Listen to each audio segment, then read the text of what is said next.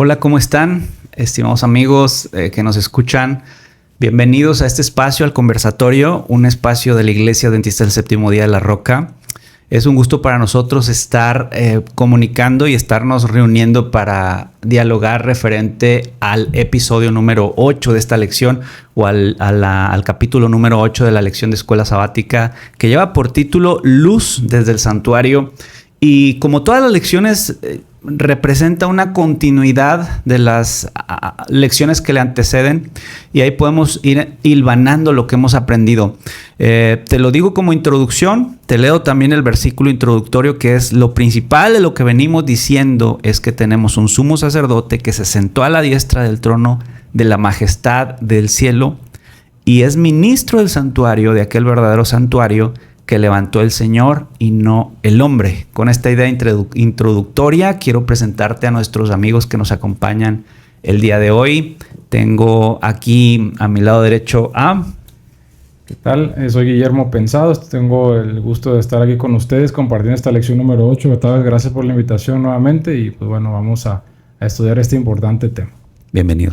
Gracias. Y Reino López, también muy gustoso de estar aquí acompañándoles, de compartir ideas del tema de la lección, que es interesantísima, ¿no? Gracias. Gracias. Muchas gracias, Reino. Gracias, Memo.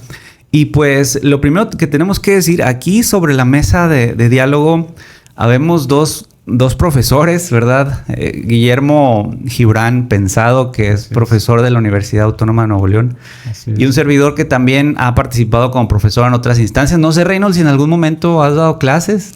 No he dado clases. Pues te vamos a invitar. Te vamos a invitar porque tienes todas las tablas para hacerlo. Pero lo quiero decir por lo siguiente. Una idea con la cual me gustaría iniciar es que el profesor, y no me vas a dejar mentir, Memo, lo que busca hacer es llegar al alumno de la mejor manera con la cual él pueda interpretar de la mejor manera sus conocimientos. Hay una frase por ahí que dice que el maestro que trata sin inspirar en el alumno el deseo de aprender está tratando de forjar un hierro frío. Y hay algunas otras frases relacionadas con este arte de transmitir una idea, de enseñar una idea. Y lo digo porque siento que Dios entregó la doctrina y el tema del santuario como una forma tan perfecta, una forma tan didáctica, una forma tan elocuente de expresar el plan de salvación. Y con esta idea quiero iniciar también diciendo que existió, mejor dicho, un santuario en la tierra y existe actualmente un santuario en el cielo. La Biblia está cargada de estas ideas y nos presenta a un lugar en donde se definen los destinos de los seres humanos. Veíamos en la lección anterior cómo Guillermo Miller había dicho que después, o había interpretado que después de 2300 tardes y mañanas, el santuario iba a ser purificado. Decíamos en la lección anterior que no se refería a que la tierra iba a ser destruida con fuego, sino más bien se refería a que iba a iniciar el juicio investigador. Y este juicio investigador lo podemos entender en un paralelismo que nos muestra el capítulo 7 y el capítulo 8. Si tú te vas al capítulo 7, vas a encontrar en el lenguaje profético algunos reinos. El reino de Babilonia, el reino de Medo-Persia, el reino de Grecia, el reino de Roma y después el juicio en el cielo. Y lo comparamos o hacemos un paralelo con el capítulo 8, que no inicia con Babilonia, pero sí inicia con Medo-Persia y luego con Grecia y luego con Roma. Y también tiene que venir entonces el juicio en el cielo, pero acá utiliza otra forma de llevarnos a esa idea y lo pone como purificación del santuario.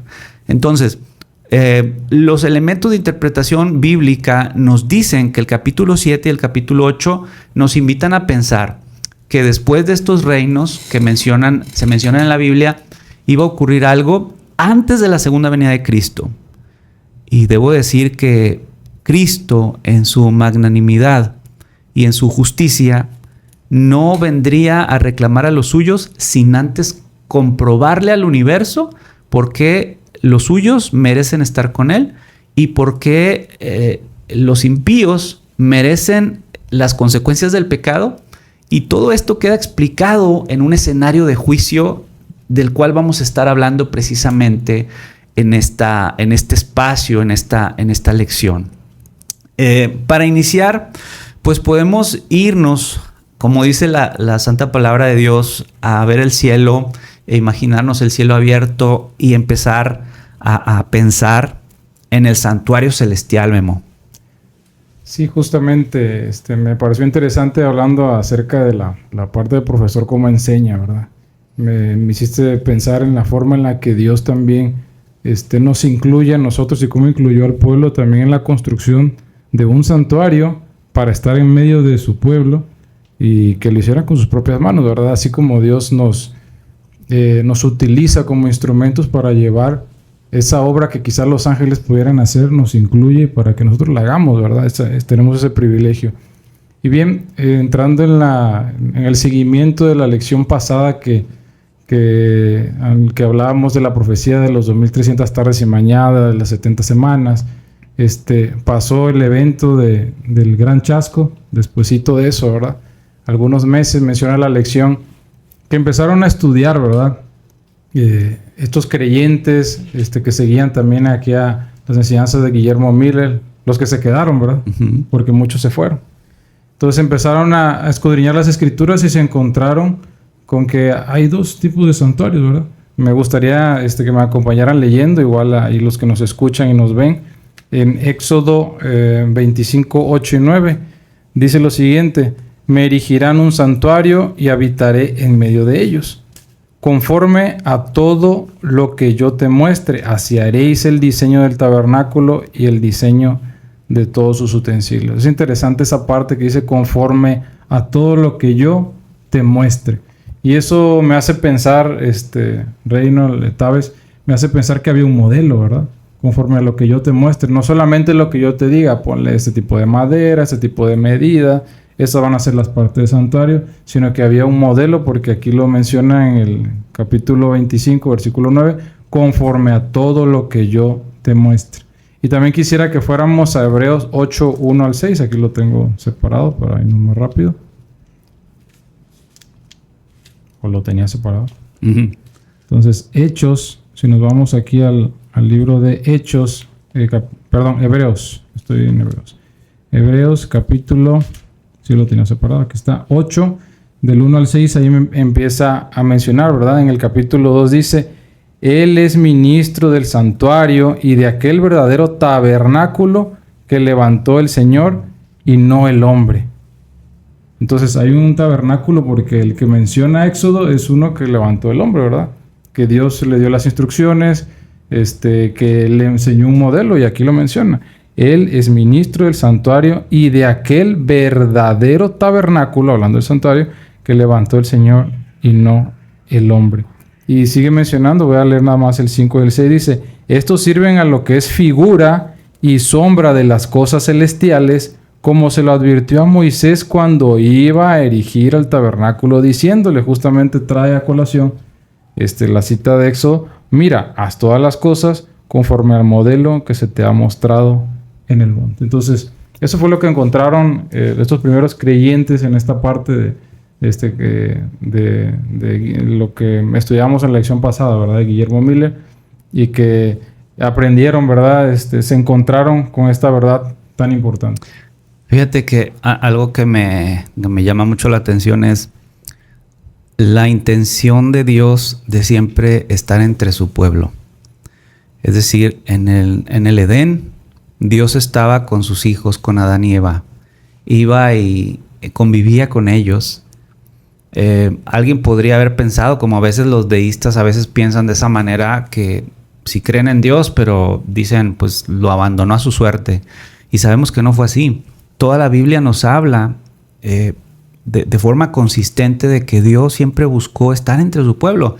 Y lo expresa precisamente ese versículo que leíste de Éxodo 25, 8, 9. Dice, háganme un santuario porque deseo, y aquí le estoy añadiendo un poco de mi parte interpretando, porque deseo estar entre ustedes. Y me lleva a Juan capítulo 1, donde dice, y el verbo se hizo carne y y habitó entre nosotros, que la traducción del griego es y tabernaculó entre nosotros. Es decir, Dios queriendo estar entre su pueblo, Dios queriendo ser relevante entre su pueblo, Dios queriendo ocuparse también de los pecados de su pueblo para resolverlos y para modificar los corazones. Y aquí hago un paréntesis para decirle a los que nos escuchan, de esa misma manera que Dios consistentemente está buscando, tan fue así que envió a su propio Hijo a que estuviera entre nosotros, lo sigue haciendo actualmente. Entonces, si tú nos escuchas y de pronto te sientes que no existe Dios o que estás apartado de Él o que no lo mereces, deja que Dios también habite en ti. Déjale entrar a tu corazón, porque si hay algo que podemos asegurar que la Biblia enseña es que Dios siempre tuvo y siempre tendrá la intención de estar entre sus hijos, ¿no? Así es, así es. Y un tema relevante ahí que salió del tema del chasco es precisamente la purificación del santuario, ¿no? Dice hasta 2300 tardes y entonces el santuario será purificado. ¿A qué se refiere con eso de purificación del santuario? Porque en aquel entonces pues había muchas fiestas, ¿no? ¿Cuál de todas se refiere, no? Pues bueno. Y es la parte interesante, ¿no? Sí, desarrolla la idea, sí. Por ejemplo, si nos vamos allí a Levítico 16, si les invitamos allí, es el único fiesta en donde habla acerca de la purificación, ¿no? Uh-huh. El Yom Kippur. Si quieres, lo leo y tú le continúas. Dice, y pondrá Aarón sus 2 manos sobre la cabeza del macho cabrío vivo y confesará sobre él todas las iniquidades de los hijos de Israel, todas sus rebeliones y todos sus pecados, poniéndolos así sobre la cabeza del macho cabrío, y lo enviará al desierto por mano de un hombre destinado para esto. Así es. Y fíjate que en el versículo 16 dice, así purificará el santuario a causa de las impurezas de los hijos de Israel. Y más adelante, en el versículo 19, dice, esparcirá sobre él de la sangre con su dedo 7 veces, así lo limpiará y lo santificará de las impurezas de los hijos de Israel. O sea, en todas las demás sacrificios, si vemos los capítulos anteriores, hablan de pecado, de perdón, de reconciliación, pero este es el único fiesta en donde habla acerca de limpieza, de purificación. Entonces, el tema de a qué fiesta se refería el capítulo 8 de Daniel es precisamente esta. Así es. Es ahí donde empezaron a tener la conexión entre ese momento de los 2300 días. Pero luego nos falta conectar con el capítulo 7, ¿no? O sea, que tiene que ver la purificación con un juicio. Uh-huh. Y cuando a Moisés se le pide que construya el pectoral, le llaman el pectoral del juicio, ¿no? Dice, para llevar el juicio del pueblo de Israel, ¿no? Entonces, todo el tema del sacerdocio levítico apunta hacia un juicio, ¿no? Que finalmente termina en el día de Yom Kippur o día de la expiación. Así es. Bueno, continuando con la idea de la pedagogía de Dios, tenemos que explicar cómo funcionaba el santuario. Seguramente algunos ya lo conocen, pero vamos a dar algunas generalidades. Recordemos que en este santuario, cuando Dios dice, me van a construir un santuario, el santuario consistía en las 12 tribus de Israel en torno al santuario y en medio estaba el santuario. Después, si enfocamos nuestra visión hacia adentro del santuario, entrábamos hacia el atrio. Dentro del atrio existía un primer mueble que era el altar de sacrificio, también conocido como el altar de bronce.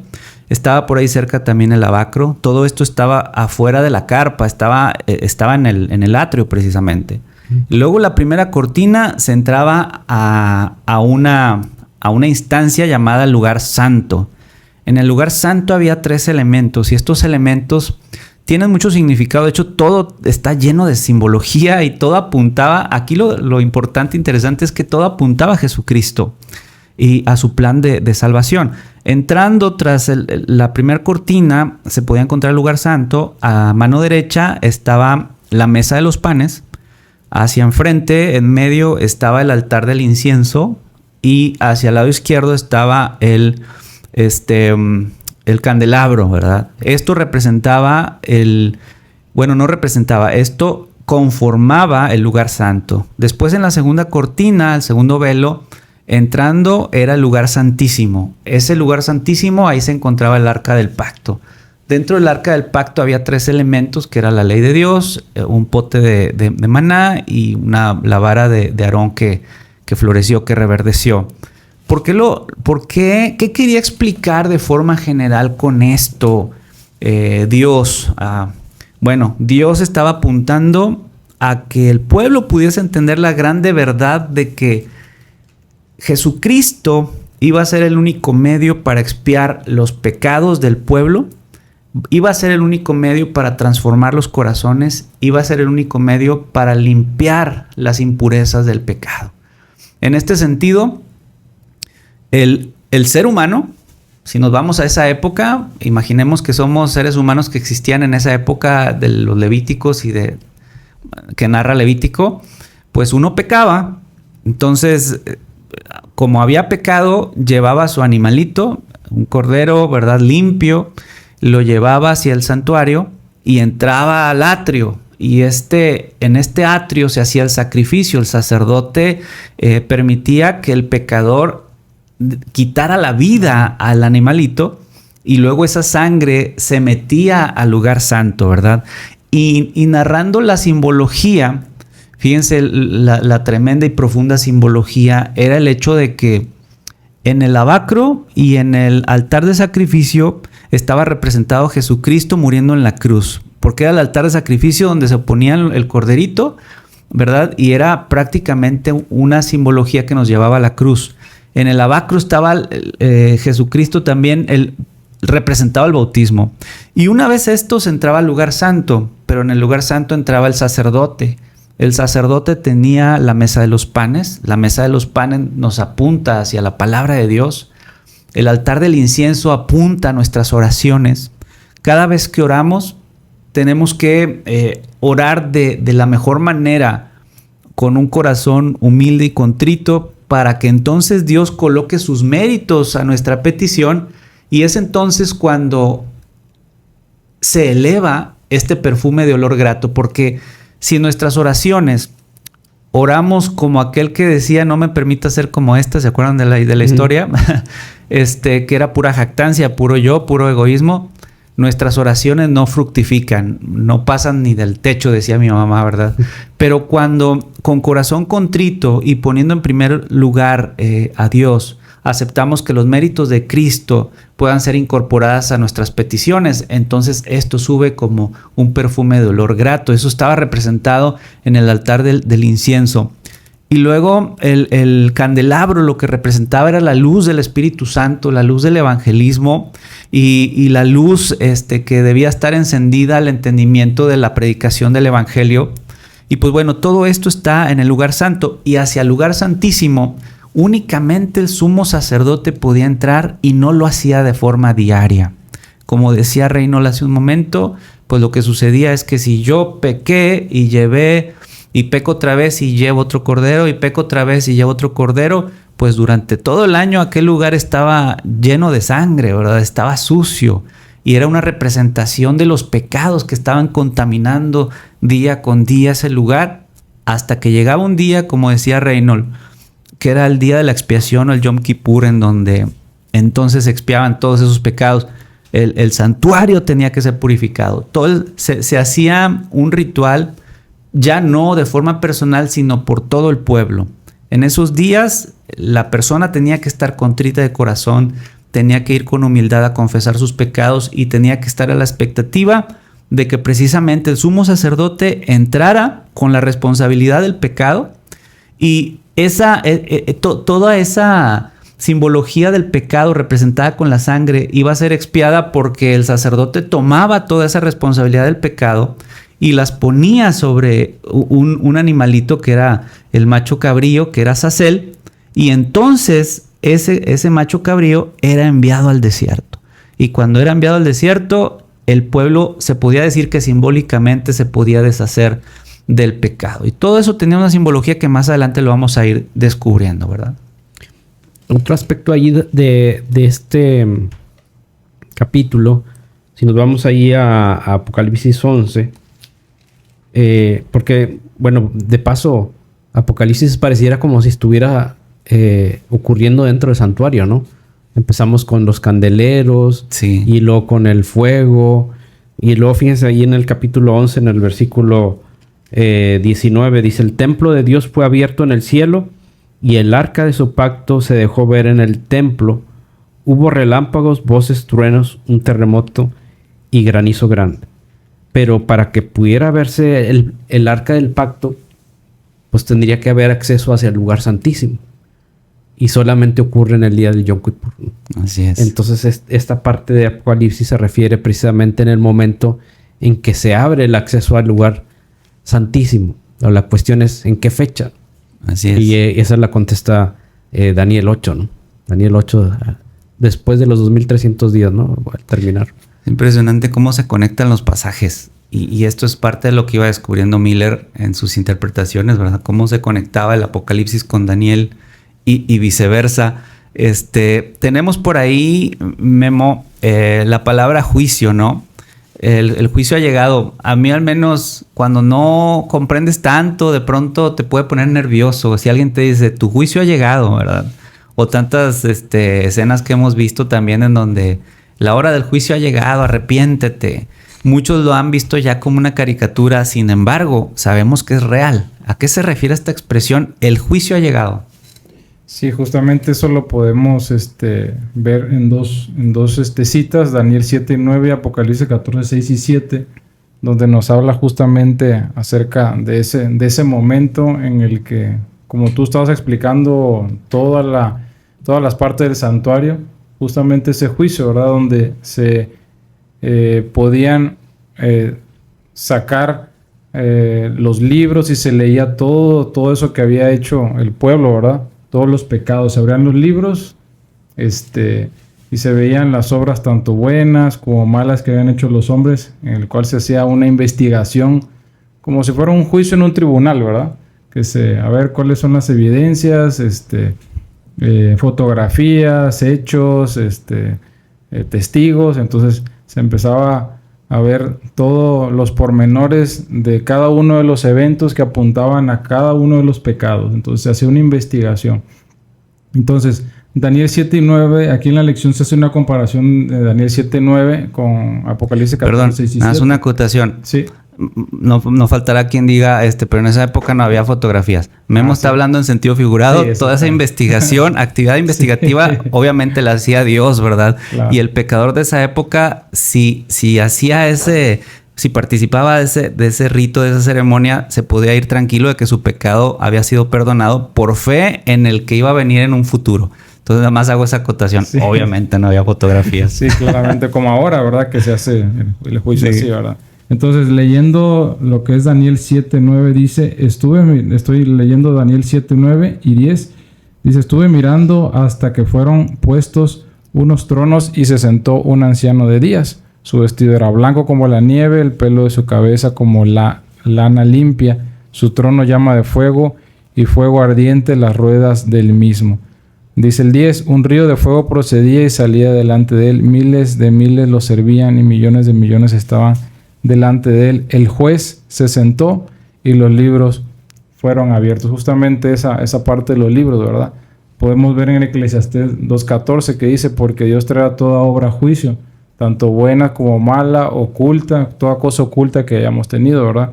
También menciona en Mateo 12.36, los hombres darán cuenta de toda la palabra ociosa que hayan hablado. Sí. Entonces, cada una de las cosas que nosotros hagamos, decimos, inclusive pensamos, serán traídas a juicio, ¿verdad? Menciona también el apóstol Pablo, iluminará lo oculto, dice que Dios iluminará lo oculto de las tinieblas y manifestará los motivos de los corazones, dice Corintios 4:5. Y también menciona en Juan, ha llegado la hora de su juicio, como lo dice en Apocalipsis 14:7. Entonces va a haber un evento en el cual, pues, todos esos acontecimientos, tanto ocultos, oscuras, buenas, malas, todas las intenciones de nuestro corazón, los pensamientos, saldrán a relucir y se hará una investigación acerca de todo lo que hayamos hecho, ¿verdad? ¿Qué te viene a la mente, Reynold, cuando escuchas tú la palabra juicio? Pues en el mundo que vivimos, juicio, pues le da a uno miedo, ¿no? Claro, claro. Sí. Y es la primera impresión que viene, híjole, pues ante un Dios tan santo, pues cómo me irá a ir si soy tal y cual persona o he hecho esto y aquello, ¿no? Es que justamente ahí está el punto. El punto está cómo todas las doctrinas y todo lo que enseña la Biblia se relaciona. Uno se mira en el espejo de la ley. O sea, la ley es un espejo que nos hace ver nuestra condición. Creo que en el momento que reconocemos que somos tan imperfectos y que no podemos hacer nada para ser salvos por nuestros propios méritos, en ese momento empieza un proceso positivo. Y lo digo porque posiblemente, insisto, haya personas que puedan estar pensando de sí mismos, es que yo no merezco, es que mi vida ha sido tan lamentable, tan llena de pecados, tan llena de cosas negativas, de vicios, lo que sea. Bueno, te traigo esta buena nueva. Por más que tú seas buena persona y te esfuerces en ti mismo en ser el mejor, no te va a ser suficiente para alcanzar la salvación. La salvación solamente se obtiene a través de los méritos de Cristo. Amén. Yo recuerdo también en lecciones pasadas cómo narraba que pues Martín Lutero estaba peleando consigo mismo, de que él intentaba ser el mejor. E intentaba hacer una suerte de salvación por obras y se sentía vacío, igual que Nicodemo. Tan conocedor de la ley, ¿verdad? Pero se sentía vacío. ¿Y quién viene a llenar este vacío? Jesucristo.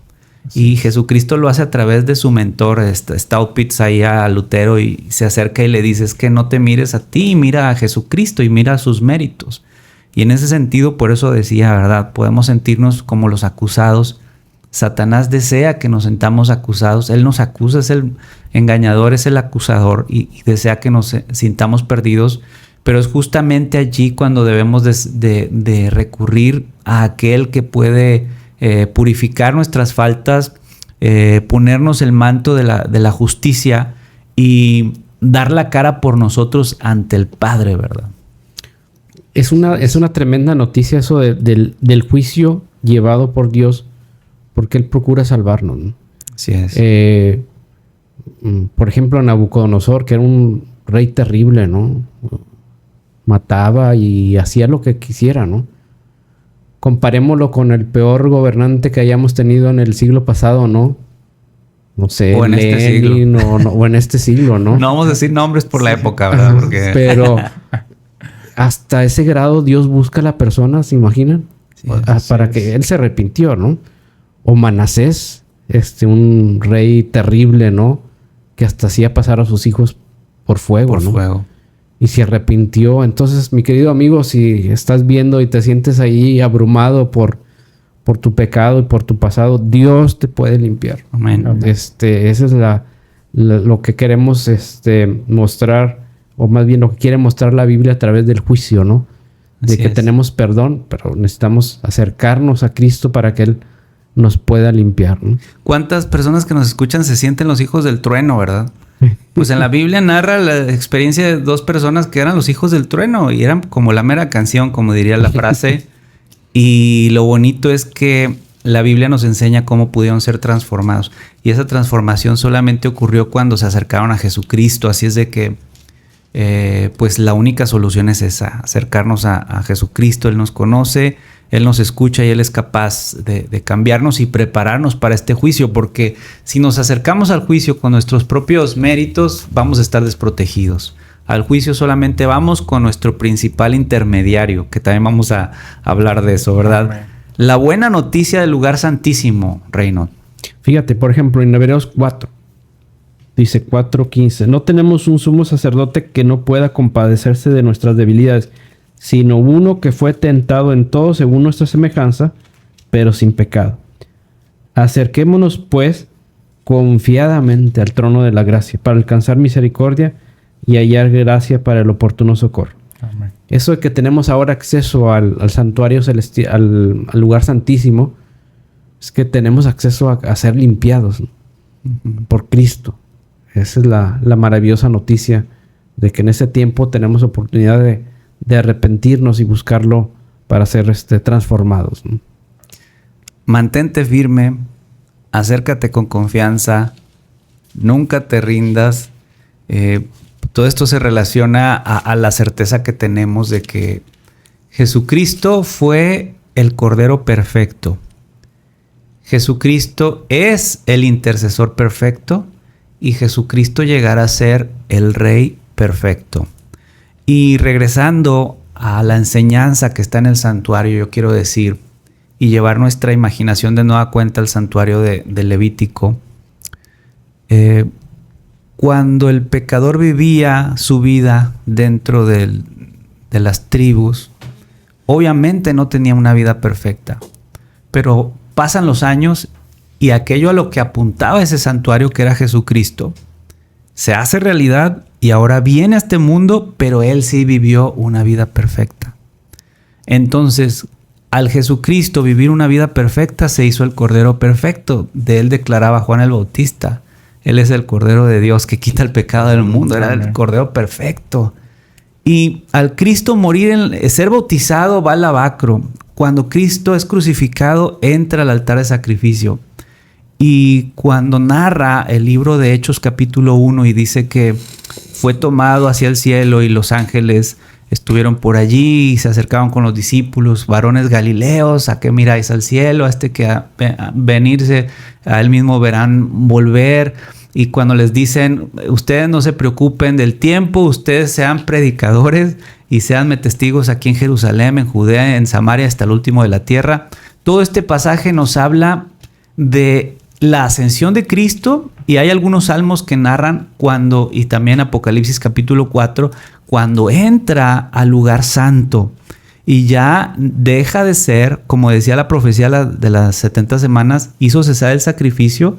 Ahora el verdadero Cordero se había hecho realidad y ahora el verdadero sacerdote se estaba haciendo realidad, entrando victorioso en el cielo.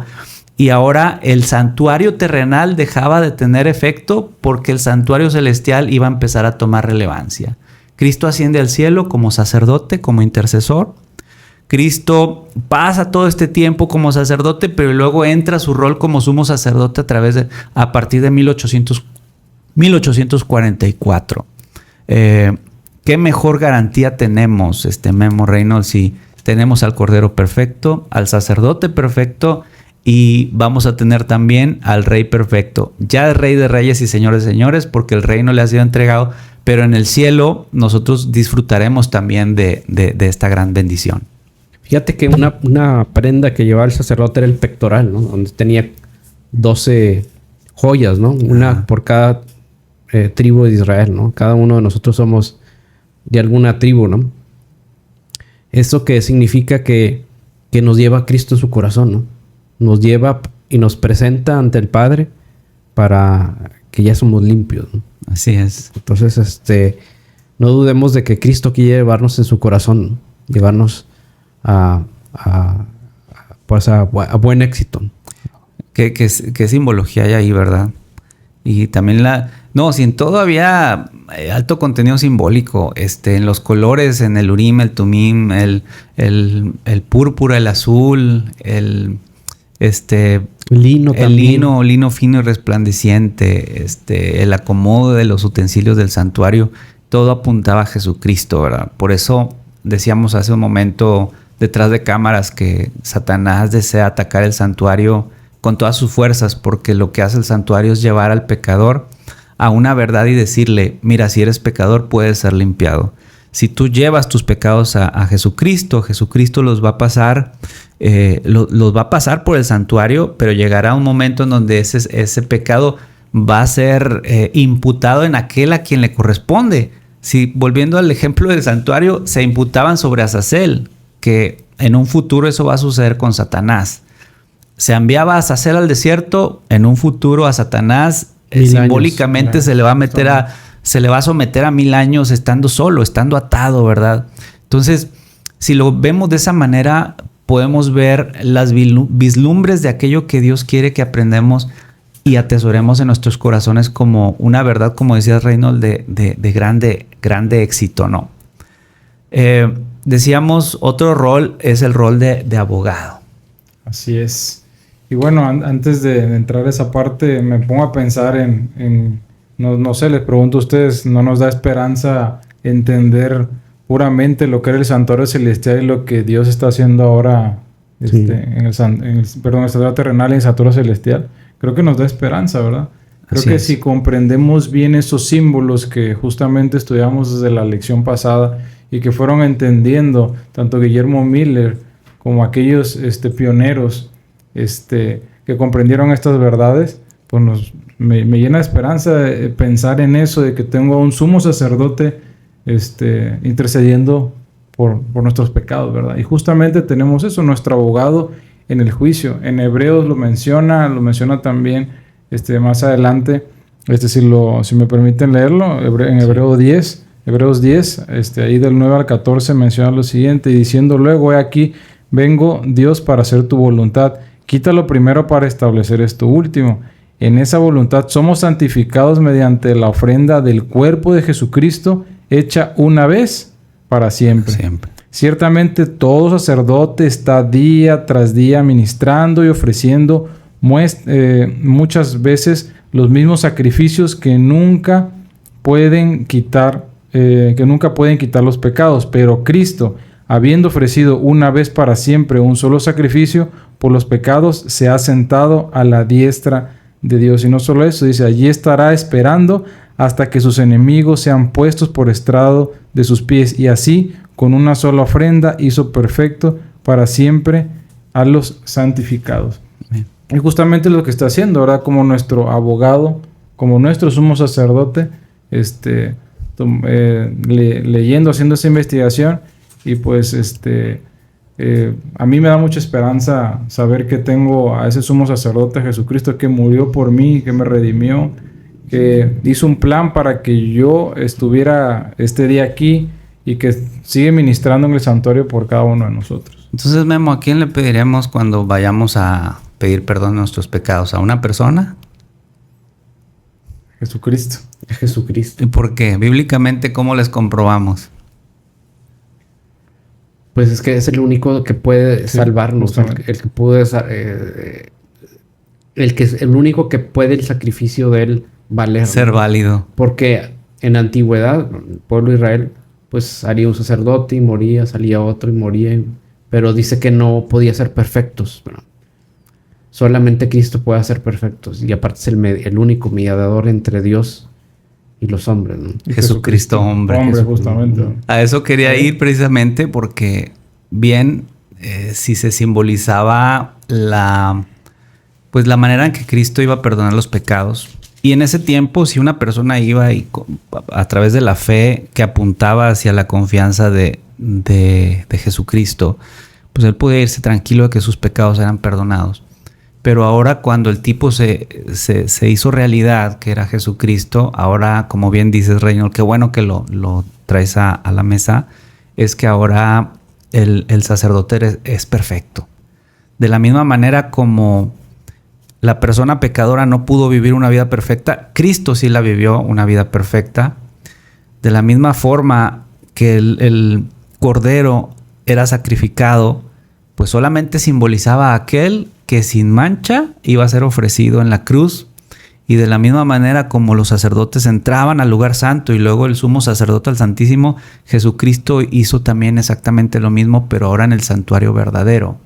Entonces, como dices, Memo, pues sí, claro, me llena de esperanza y de tranquilidad de que mis pecados no dependen de ningún ser humano, sino que, como el texto que mencionas, abogado tenemos para con el Padre.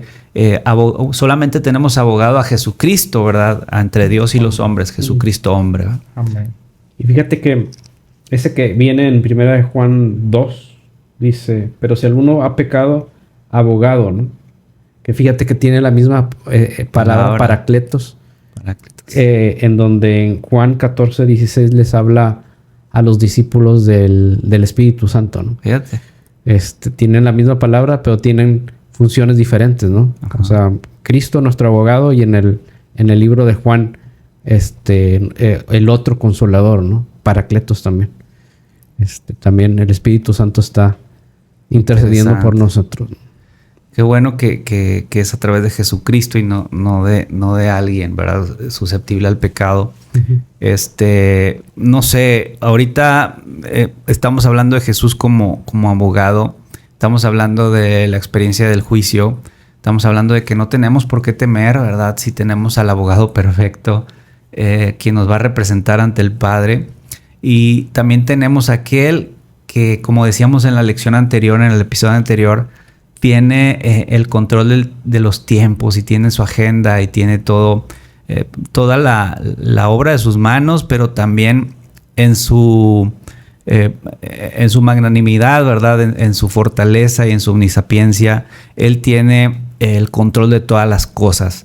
Pues miren, estamos casi por finalizar este episodio, que es el episodio número 8, relacionado con el santuario. Yo no sé si hubiese alguna última idea que les gustaría traer a la mesa para ir cerrando estas reflexiones, Reynold. Pues me sorprende cómo Dios, bueno, más bien el grande amor de Dios de elaborar este santuario terrenal para ilustrar el proceso de la salvación, de la santificación también, para ilustrarnos que Él diseñó algo para nuestra salvación, para nuestra vida eterna, ¿no? No fue alguna casualidad o algo hecho sin una planeación. Diseñó un modelo de salvación para nosotros. Y nomás está que nos acerquemos, pongamos nuestra voluntad en manos de Dios para que ese modelo empiece a trabajar en nuestras vidas. Amén. Amén. Memo. Y bueno, yo quisiera mencionar también que este plan de salvación que estamos estudiando es un plan perfecto, es un plan integral, ¿verdad? En el que Dios hizo un plan perfecto porque está la muerte en la cruz, está el juicio, está este plan de salvación que tienen que estar embonados todos en el tiempo para poder salvar al pecador. Tenemos al Cordero de Dios que quita el pecado del mundo, al Cordero perfecto, que asimismo es nuestro Dios, que asimismo es nuestro sumo sacerdote, que asimismo es nuestro abogado intercesor, que el objetivo que tiene Dios es salvarnos, ¿verdad? Y nosotros lo único que tenemos que hacer es aceptar ese sacrificio que Él hizo y comprender estas funciones del santuario, comprender el juicio, no verlo como algo temeroso, miedo de qué me va a pasar, verlo con una gran esperanza, pero una gran esperanza y una tranquilidad que nos dé saber que Dios está expiando nuestros pecados, y nosotros lo que tenemos que hacer es mantenernos preparados y abrazar esa esperanza, ¿verdad? Amén. Pues estamos terminando. Yo también cerrar con la idea de que recordemos que Dios envió a su Hijo Jesucristo, quien murió en la cruz, ¿verdad?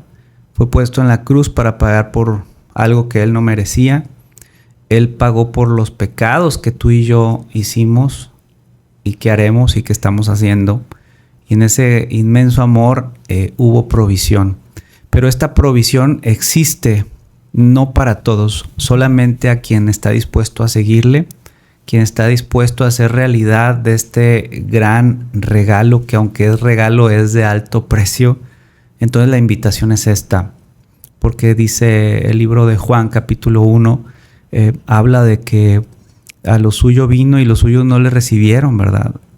Siempre existe una parte que a través de su libre decisión puede rechazar la gran y hermosa provisión que hay en la cruz.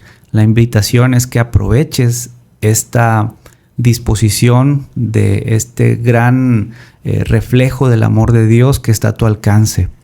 Lo puedes tomar, lo puedes hacer tuyo y permitir que el manto de justicia sea puesto sobre ti, y entonces depositar tus pecados en aquel que es el único capaz de interceder por ti para limpiar de una vez por todas estos pecados y colocarlos en aquel que es el verdadero culpable de todos estos pecados. En esto consiste en forma general la doctrina del santuario, que es una gran bendición para sus hijos de esta época. Así es de que, pues nada, agradecerte por haber estado con nosotros. Esta fue la lección número 8, el episodio 8 también. recordarte que, invitarte que sigas aquí con nosotros en este espacio cada semana estudiando el folleto de Escuela Sabática. Y pues por el día de hoy nos despedimos. Memo, Reynold, muchísimas gracias por estar aquí. Gracias. Por haber estado aquí. Que Dios les bendiga. Bendiciones. Bendiciones.